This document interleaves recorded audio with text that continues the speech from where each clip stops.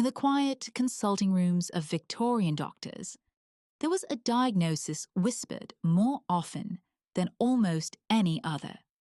It was blamed for fainting spells, trembling hands, sleepless nights, and sudden storms of emotion. They called it hysteria. Tonight, we open the medical archives of the 19th century to examine the strange illness doctors believed lived not in the body, but somewhere deep within the soul. When emotion became an illness. Imagine living in a world where sadness could be diagnosed as an illness, where trembling hands, or tearful eyes, or speaking too passionately in public could have you admitted to a hospital and placed under the care of a physician who believed your very emotions were symptoms of disease. Where a woman who fainted at a dinner party, or wept at the death of a loved one, or refused to remain silent about her own unhappiness, might be told she was suffering from a mysterious, poorly understood condition known simply as hysteria.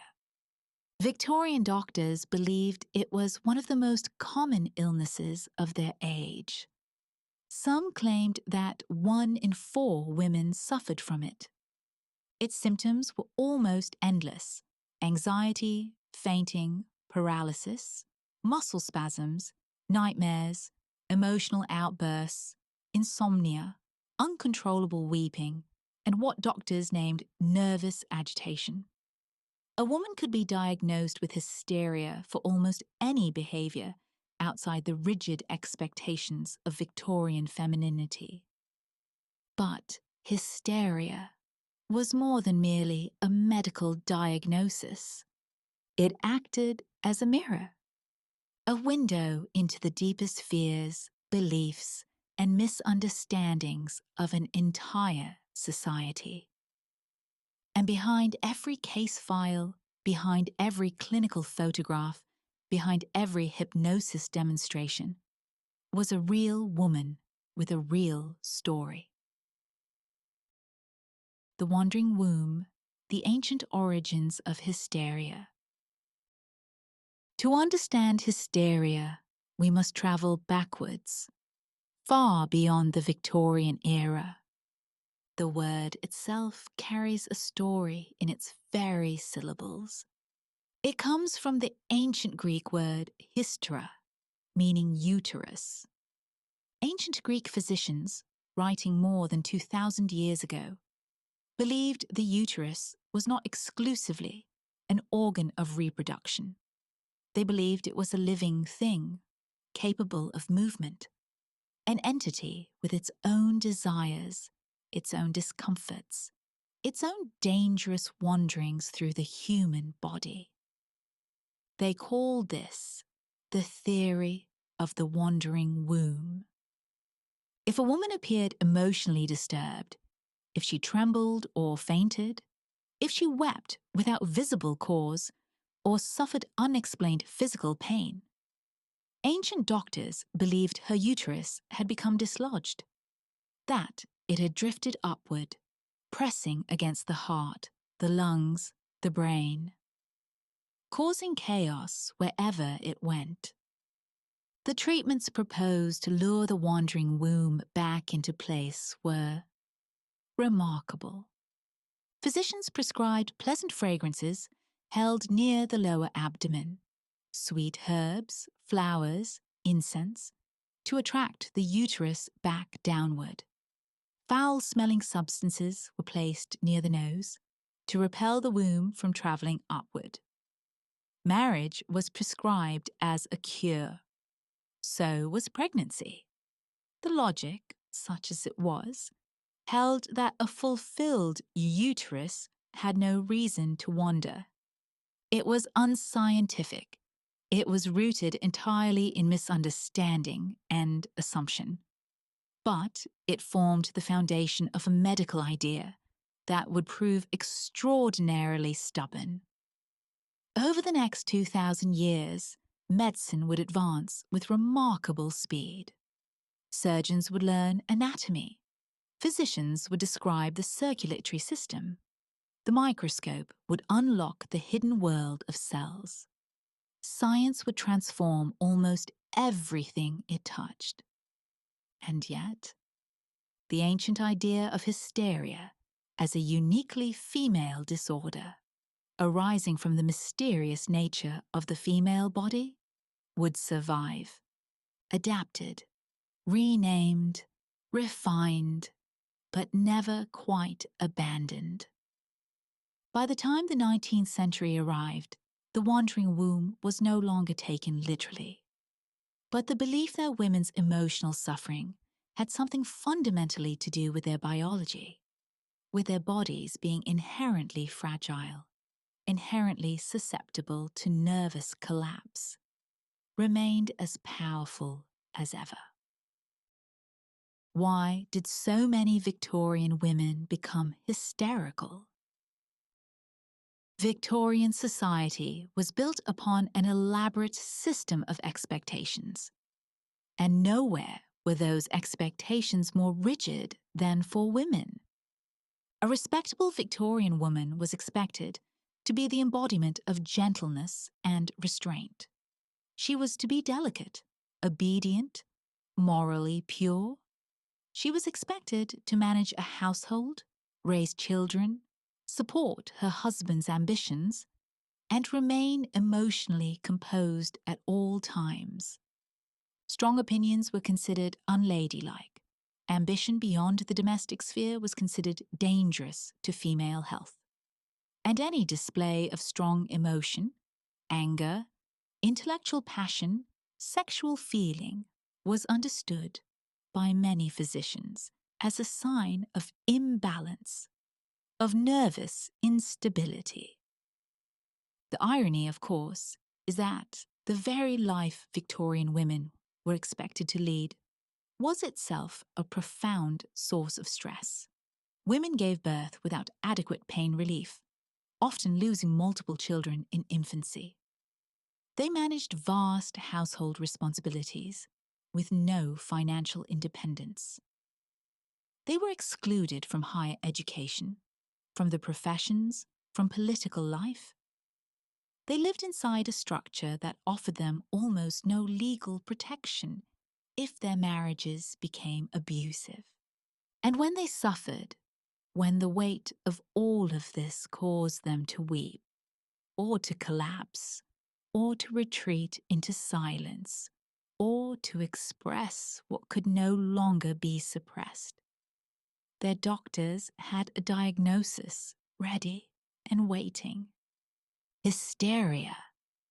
The list of recognized symptoms was almost absurdly broad: fainting spells, tremors, partial paralysis, emotional outbursts, insomnia, loss of appetite or excessive eating, difficulty breathing, hardly surprising given that many women wore corsets that compressed their rib cages, loss of sensation in parts of the body, hallucinations, irritability, an excessive interest in religion, an insufficient interest in religion, refusing to eat, eating too much. In practice, hysteria became a container into which Victorian medicine poured anything it could not otherwise explain, any suffering that did not fit neatly into the recognized categories of physical disease. By the late 1800s, hysteria had become one of the most commonly diagnosed conditions in medicine. Textbooks were written about it. Specialists built entire careers around it. And in Paris, at a vast hospital on the banks of the Seine, one man was about to transform hysteria into something that captivated not just the medical world, but all of European society. When science became a spectacle, the Salpêtrière experiments. L'Hôpital de la Salpêtrière. The name means saltpetre factory.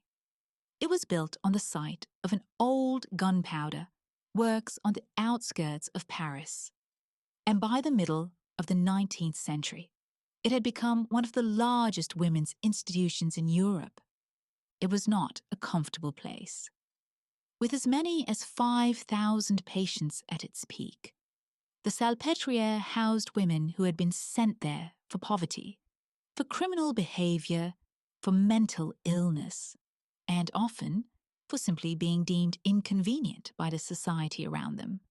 Women who were difficult, women who refused to conform, women who had nowhere else to go. Historians have described it as simultaneously a hospital, a prison, an asylum, and a warehouse for women that society preferred to keep out of sight.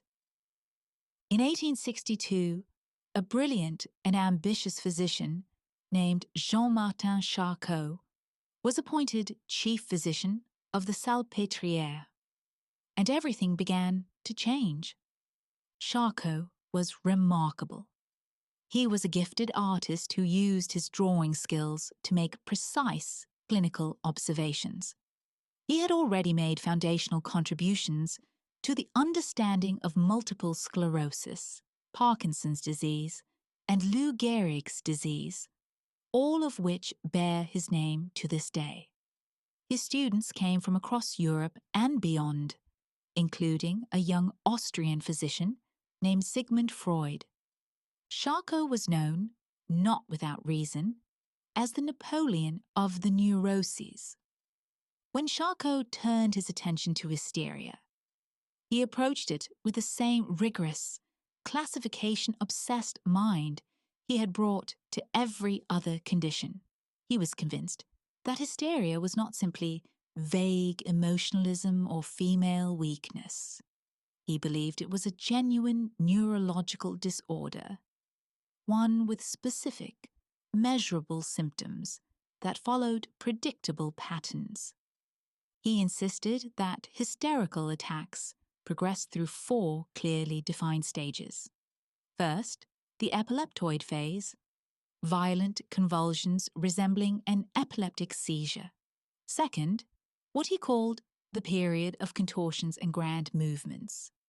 The patient's body bent and twisted into extraordinary poses, arching backward in what became known as the arc de cercle, the arc of the circle.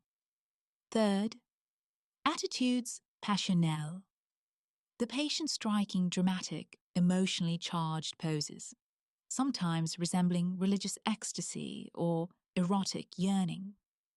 And fourth, final delirium, confusion, weeping, and gradual return to consciousness. These were elegant, systematic descriptions. They had the precision of scientific observation. There was only one problem.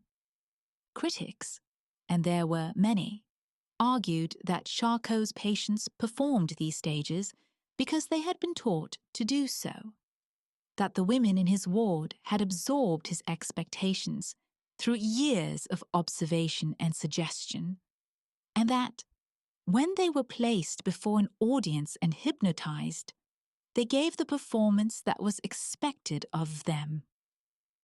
Charcot himself was not a cruel man, but he was a man who craved certainty and recognition, and his methods blurred a boundary that should never have been blurred, the boundary between scientific study and public spectacle. Beginning in the 1870s, Charcot began staging what became known as his Tuesday lectures and Thursday demonstrations at the Salpêtrière's Grand Amphitheatre. These were not quite academic seminars, they were events. The audience included not only medical students and fellow physicians, but also artists, writers, socialites, actors, aristocrats, and journalists. Sarah Bernhardt, the most famous actress in France, came to study the dramatic poses of Charcot's patients for use in her own performances. Edgar Degas came. Émile Zola came. Sigmund Freud came and was, by his own account, transfixed. On the floodlit stage of the Salpêtrière, Charcot would lead his patients, young women in white hospital gowns, and place them under hypnosis.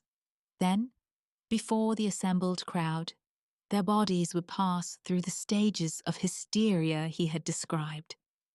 They bent, they trembled, they fell. They struck poses of anguish and ecstasy.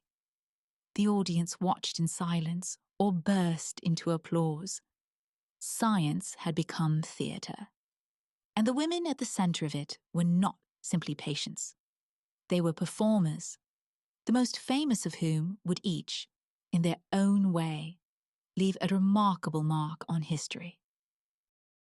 Augustine, the girl who became the face of hysteria.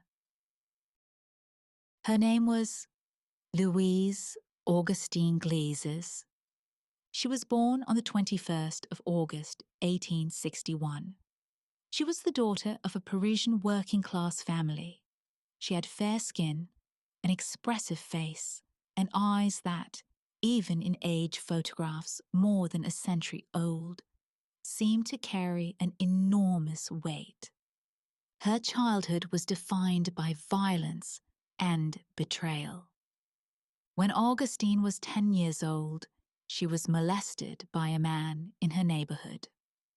When she was 13, she was sent by her own mother to work in the household of her mother's employer, a man who would rape her on multiple occasions, threatening her with a razor to ensure her silence. When Augustine returned home and discovered that her mother had known about the abuse, had, in fact, been complicit in facilitating it, she suffered her first violent convulsions. She was admitted to the Salpêtrière on the 21st of October, 1875. She had just turned 14 years old. Within months, she had become the most photographed patient in the hospital's history. Charcot and his team found her attacks extraordinarily regular and photogenic. Her convulsions followed the 4 stages precisely.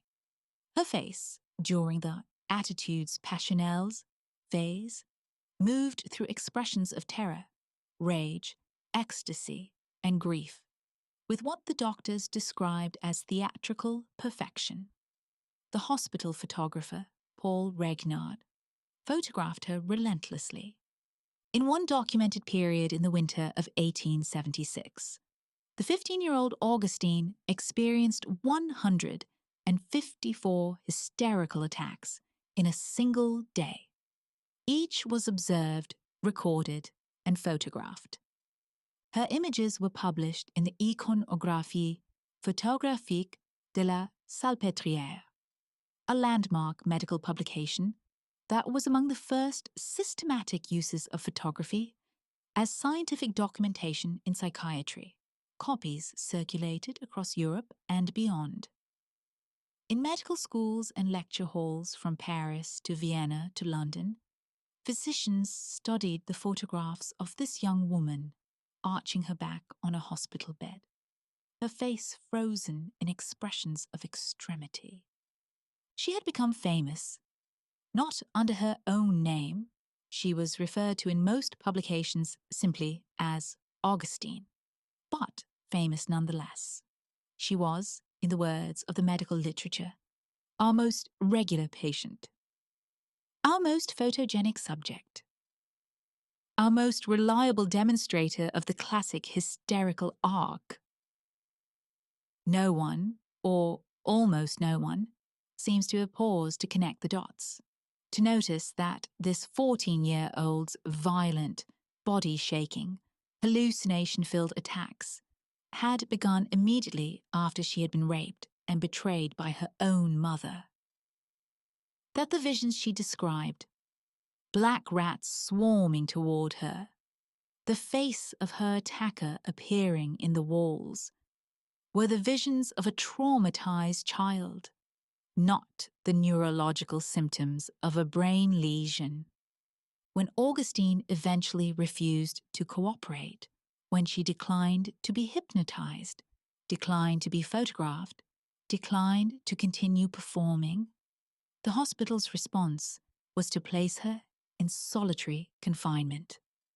In September of 1880, Augustine Glazes escaped the Salpêtrière. She disguised herself in men's clothing, which was, at the time, itself a criminal offense, and simply walked out. A 14-year-old girl had grown into a 20-year-old woman, and she vanished. No one knows what happened to her. The medical records end, the correspondence ends, the photographs end. There is only silence, and somewhere on the other side of that silence, a woman who had been made into an icon without her consent, walking away from the institution that had transformed her suffering into a spectacle.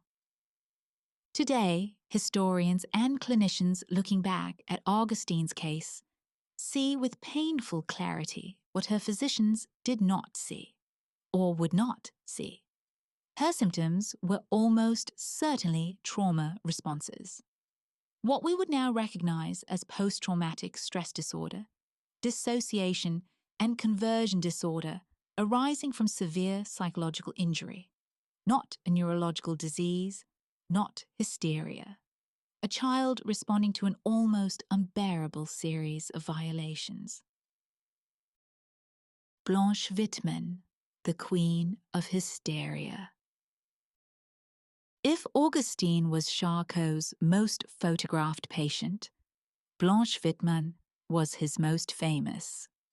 She was born Marie Wittmann in Paris in 1859.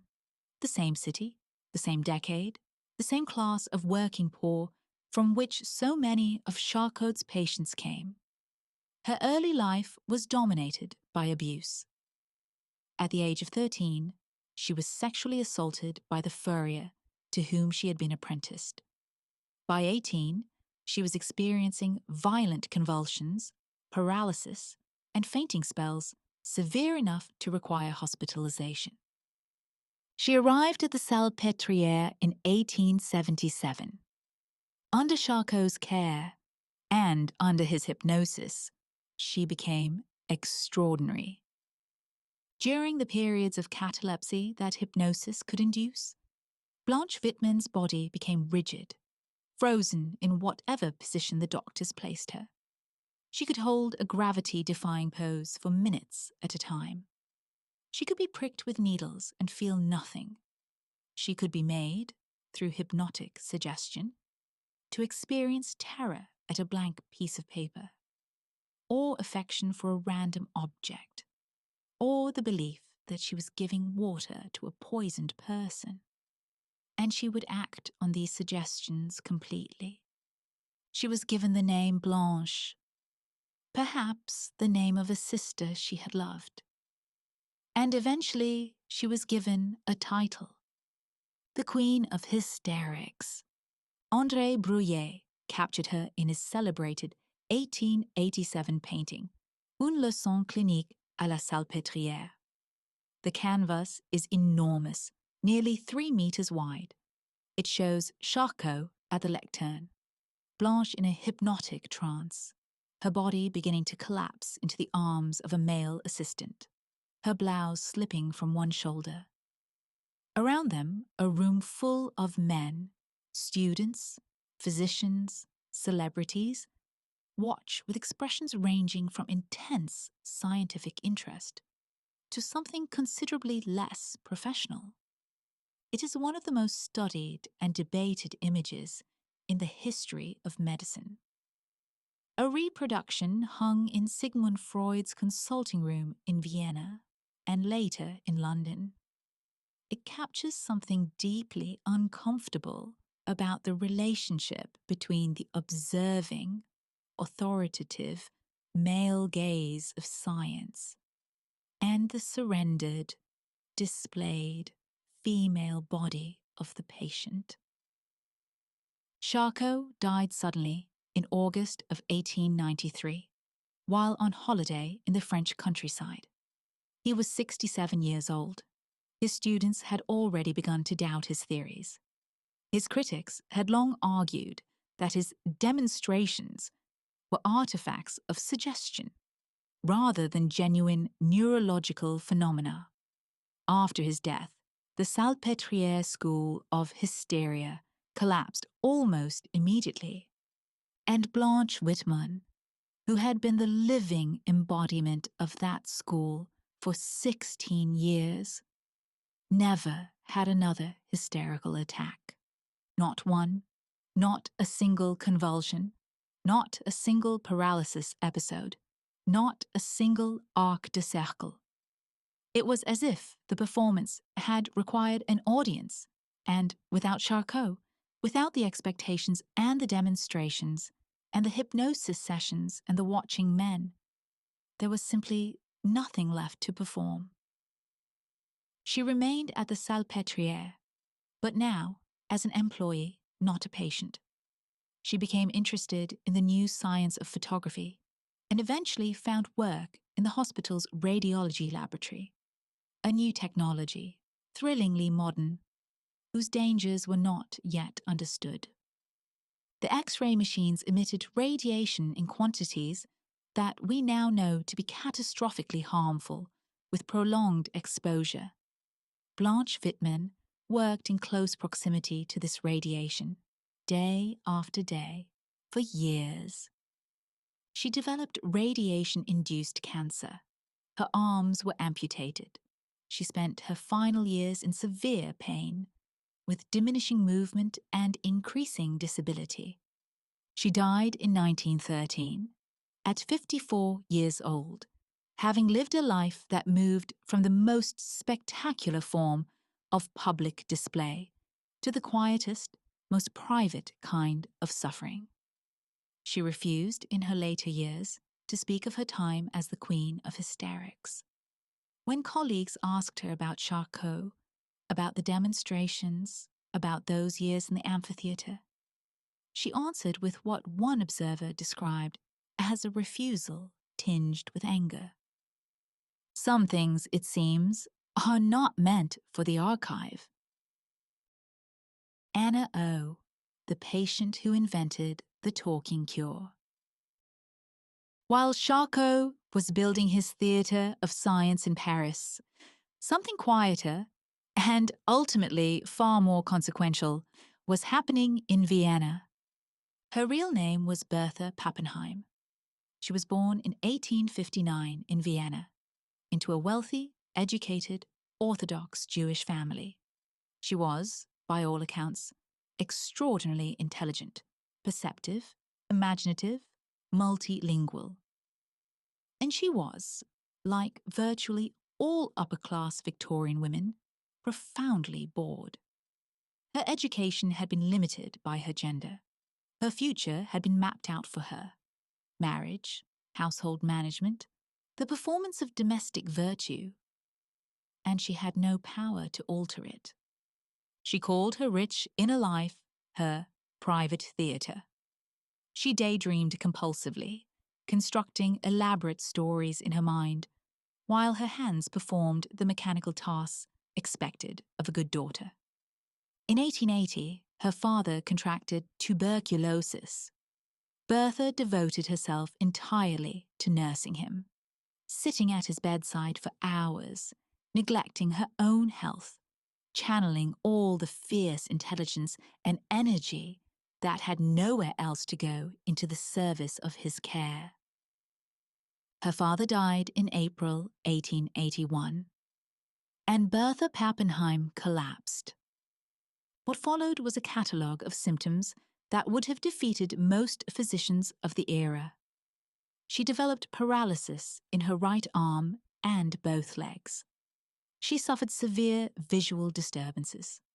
She lost the ability to speak her native German, and instead communicated only in English, French, or Italian, apparently without awareness of this substitution. She had hallucinations of black snakes and skeletal figures. She refused food. She experienced what appeared to be two completely separate personalities. One lucid and composed, one disturbed and distressed, alternating throughout the day. Her doctor, a respected Viennese physician named Joseph Breuer, tried something almost no physician had tried before. He asked her to talk, not to describe her symptoms for a medical report, not to answer yes or no to clinical questions. He asked her to simply speak freely, to tell him whatever came into her mind, to describe her memories and her feelings and her fears and her dreams. He visited her every evening and listened. What he discovered was remarkable.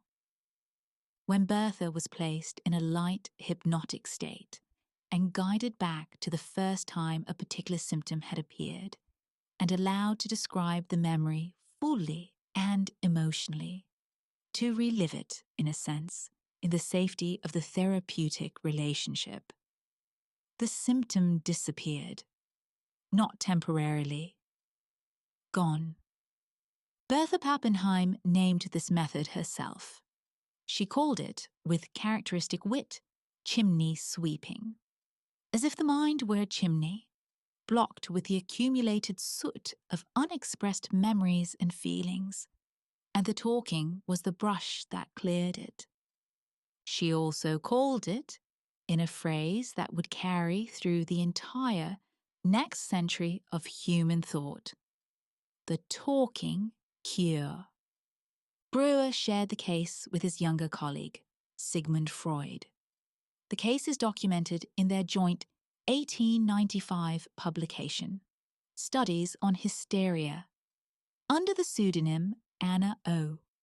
Freud built much of his emerging theory of psychoanalysis on the principles this case suggested, that psychological symptoms could arise from memories and conflicts that had been repressed, pushed below the level of conscious awareness, and that bringing them back into consciousness through careful, attentive speech could dissolve them.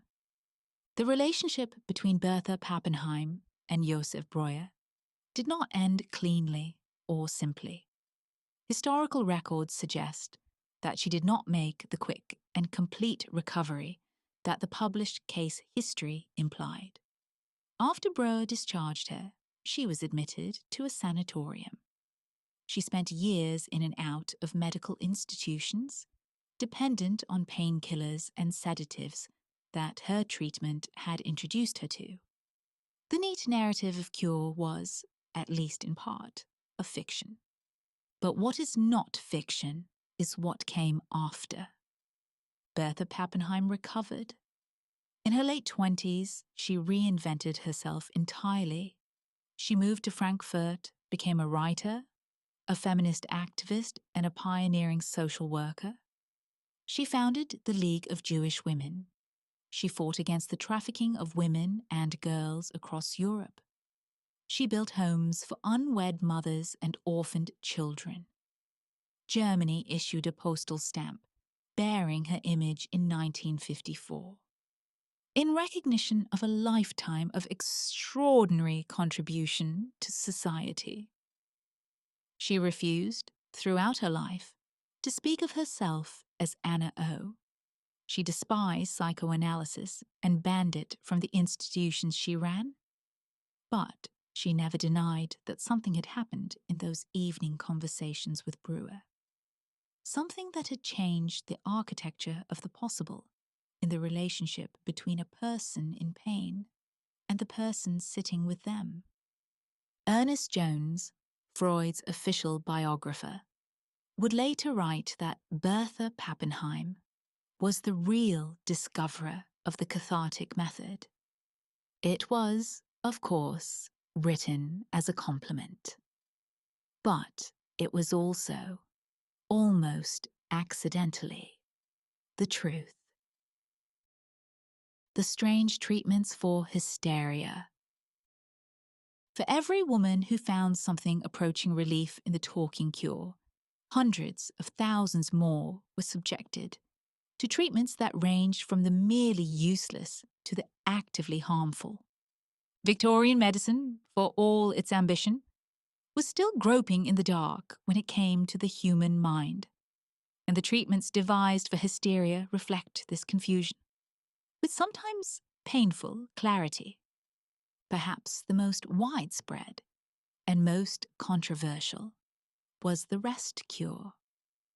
It was developed by an American physician named Silas Weir Mitchell, a Civil War surgeon who had become one of the leading experts in nervous diseases in the United States. Mitchell was not a villain. By the standards of his era, he was a careful and thoughtful doctor. But his treatment for hysteria and nervous exhaustion in women was a kind of sentence. The rest cure required complete bed rest. Not a week, not a fortnight, 6 to 8 weeks, sometimes more. The patient was confined to her bedroom or a private room in a sanatorium. She was forbidden to sit up, forbidden to read, forbidden to write, forbidden to sew, forbidden to engage in any intellectual activity whatsoever. She was fed a diet designed to increase her body weight, copious amounts of milk, raw beef soup, cream, and cod liver oil. She was massaged daily by nurses.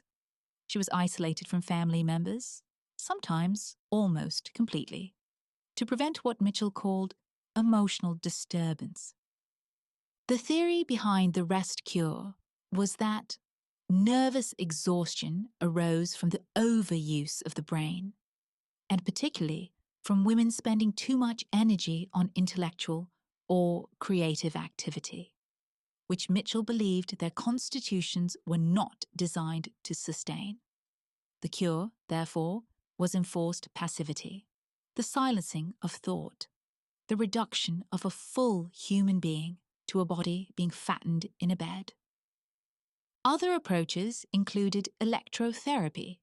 Mild electrical currents pass through various parts of the body, believed to stimulate the nerves. Hypnosis, following Charcot's methods. Cold water immersion. Ovarian compression, a practice in which pressure was applied to the lower abdomen, supposedly to suppress hysterical attacks by stimulating what physicians believed were hysterogenic zones. There were doctors who prescribed marriage as a cure, on the ancient theory that reproductive fulfillment would settle the restless female nervous system. There were doctors who prescribed opium and chloral hydrate, powerful and addictive sedatives, to manage symptoms, creating, in many cases, new and more serious problems in place of the ones they were treating. What almost none of these treatments did was ask the patient what she thought, what she felt, what her life was like. Whether the exhaustion and the paralysis and the weeping might be a response to something real.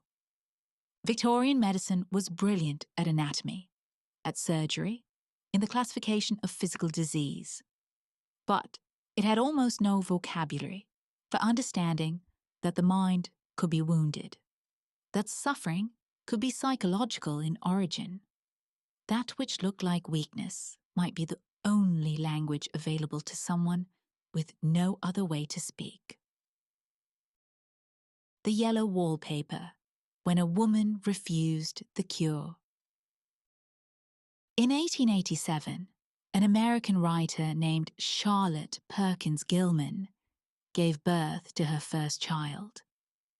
Gilman was extraordinary by the standards of any era, intellectually formidable, physically vigorous, deeply committed to the idea that women should have the same rights to participate in public life as men. She was, in her own words, not built for the life of a Victorian wife.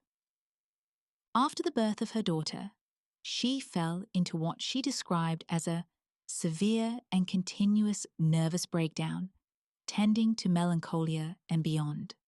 Today, we would recognize it immediately as severe postpartum depression. But in 1887, the leading expert in nervous diseases in the United States was Dr. Silas Weir Mitchell, the architect of the rest cure. Gilman traveled to Philadelphia to see him. He diagnosed her with hysteria. She was put to bed, she was fed, she was massaged, she was forbidden to write, forbidden to work, forbidden to engage in creative thought of any kind. Mitchell's prescription, as Gilman later recalled it, was explicit and bleak. Live as domestic a life as possible. Have your child with you all the time. Lie down an hour after each meal. Have but 2 hours intellectual life a day. And never touch pen, brush, or pencil as long as you live. Gilman attempted to follow this prescription, and as she did, she felt her mind beginning to dissolve. She described approaching a state of absolute incapacity, a dragging weariness that no amount of rest resolved, an inability to think, to concentrate, to feel like herself. The treatment, she became convinced, was not curing her illness. It was creating a worse one. She stopped following the rest cure. She resumed her writing, and she began to recover. Several years later, Gilman sat down and wrote a short story. It was called The Yellow Wallpaper. It is the story of a woman, unnamed, like so many of history's forgotten patients, who has been prescribed the rest cure by her physician husband after the birth of a child. They are spending the summer in an old country house. She has been confined to an upstairs room, a former nursery with barred windows and a bed bolted to the floor.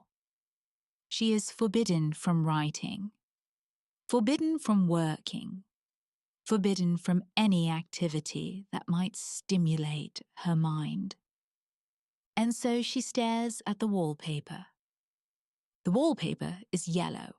Its pattern is complex and repellent, twisting, irregular, impossible to follow to any logical conclusion. As the weeks pass, the narrator begins to see shapes in the pattern. A woman crouching behind it, then more women. Then the woman crept into the garden below. Then the narrator herself, creeping along the walls of the room, having finally got out of the wallpaper. The story ends with the narrator's complete mental collapse, which she experiences, in a terrible irony, as liberation. Her husband opens the locked door and faints. She steps over him and continues her endless creeping around the room. When The Yellow Wallpaper was first published in 1892, it was treated largely as a horror story. It was admired for its atmosphere, its creeping dread. The Atlantic Monthly had initially rejected it, with the editor writing that he could not forgive himself for making others as miserable as reading it had made him. But Gilman had not written a horror story. She had written a diagnosis. She later wrote, in a direct statement of intent, that she had written The Yellow Wallpaper to drive Dr. Weir Mitchell mad, if possible, to make him understand what his treatment actually did to the minds of the women it claimed to heal. She sent a copy directly to Mitchell. He never acknowledged receiving it. However, she later heard from people in his circles that he had, after reading it, altered his treatment of nervous patients. Today, The Yellow Wallpaper is recognized as one of the most important works in American literature, a founding document of feminist literary criticism, and one of the most precise accounts ever written of what it feels like to have one's mind systematically silenced in the name of care. It took nearly a century for that recognition to arrive, but it arrived. Why the diagnosis of hysteria disappeared. Hysteria, as a formal medical diagnosis, did not disappear overnight. After Charcot's death in 1893, the elaborate architecture he had built around the condition began to fracture. His students and successors fought about what hysteria actually was, whether it was neurological or psychological, whether it was genuine or performed, whether its symptoms were real or suggested. The certainties of the Salpêtrière faded rapidly in the harsh light of subsequent inquiry. Freud took the concept in new directions, psychoanalytic directions, focused on repression and the unconscious and the relationship between childhood experience and adult suffering. His work was important and genuinely advanced the understanding of the human mind in significant ways. But it also had its own blind spots, its own misunderstandings, its own ways of turning women's suffering into material for theoretical architecture. Through the first half of the 20th century, hysteria remained in the diagnostic vocabularies of psychiatry, increasingly questioned, increasingly contested, but stubbornly present. It was applied, as it had always been applied, disproportionately to women. It was used, as it had always been used, as a category for suffering that defied straightforward physical explanation. Formal changes came slowly.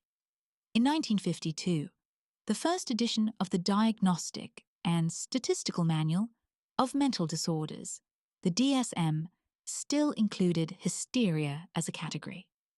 It was not until 1980, with the publication of DSM-3, that the diagnosis of hysteria was removed from official psychiatric classification, replaced by more specific, more carefully defined conditions: conversion disorder, somatic symptom disorder, dissociative disorders, post-traumatic stress disorder.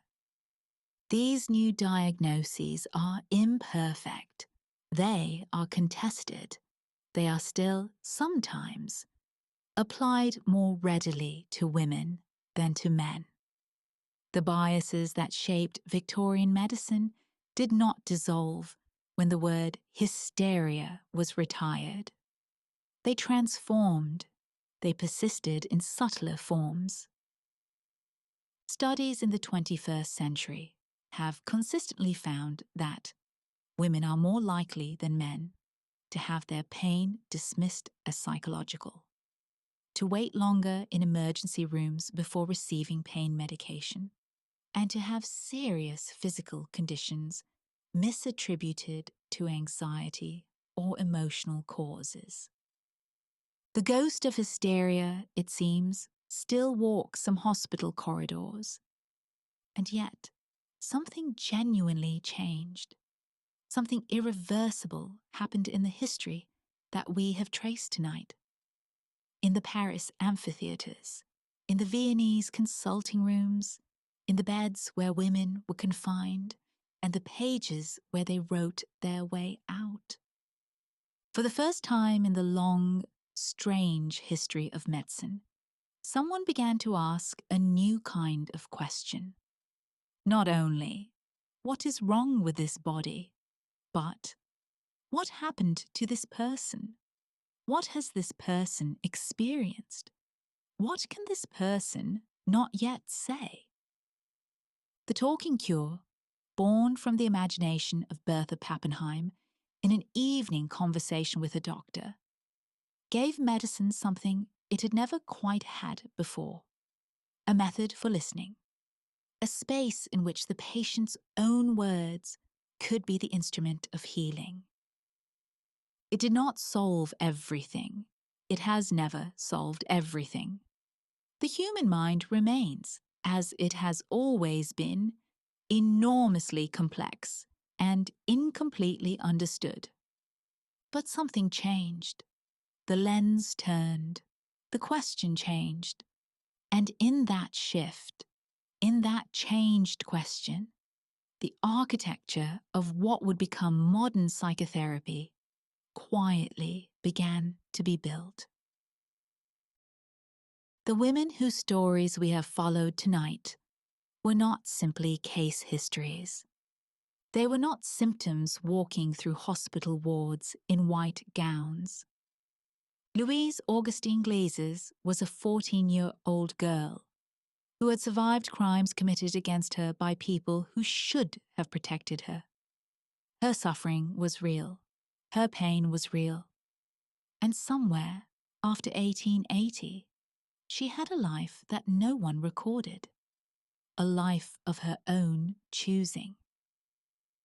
Marie Blanche Wittmann was a woman who came from poverty and abuse, who found herself at the center of a medical spectacle she had never sought, and who, in her later years, refused to let that spectacle define her, working quietly, stoically, until her body was destroyed by the very science she was trying to serve. Bertha Pappenheim was a brilliant, restless woman who had been assigned a life too small for her intelligence, who found a way out through suffering, and then through an extraordinary second chapter of public service, and who spent her life fighting for women and children the world preferred to ignore. And Charlotte Perkins Gilman was a writer who refused to be silenced, who turned her own near madness into one of the most penetrating critiques of her age, and who sent the manuscript to the man who had nearly destroyed her, and waited for a response that never came. Their stories remain preserved in medical archives, in worn photographs, in the pages of books that were not always kind to them. They are quiet witnesses to the long, difficult, still unfinished project of understanding what it means to be human, what it means to suffer, and what it means, finally, to be heard. The mind can be wounded. Medicine learned that from them. We are still learning it now.